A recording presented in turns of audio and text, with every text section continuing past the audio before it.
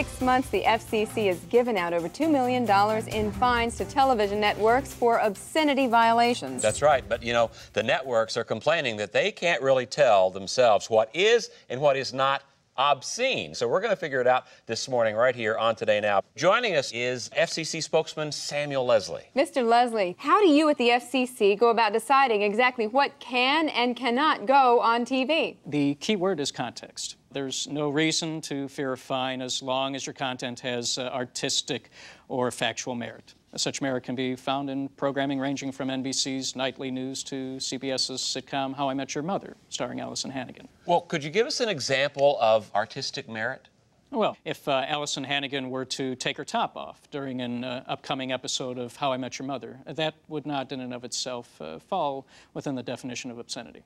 Well, now, how would that be any different from the infamous wardrobe malfunction of Janet Jackson at the Super Bowl a few years ago? Well, what Miss Jackson did was a tacky, lewd publicity stunt, whereas I'm sure any person can see the inherent artistic value in Alyson Hannigan slowly peeling away layer after layer of clothing until her milky white bosom is in full view, obscured only by a few wisps of her auburn hair.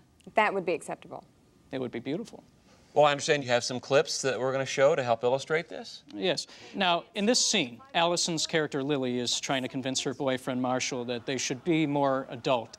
Now, if she were to tear her shirt off to show him how serious she is, that would not warrant a fine, since it would be consistent with her character. Or Alyson could come into the room with her shirt already off. But what if Marshall were the one to take off his clothes? That could result in a fine of up to $500 million.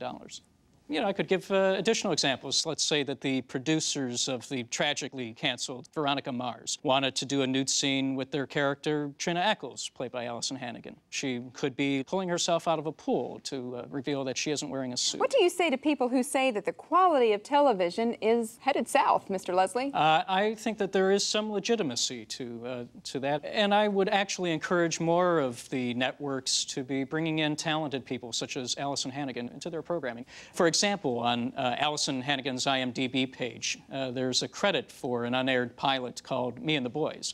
Or there was a script that crossed my desk that featured a beautiful female who falls in love with a governmental representative from the FCC.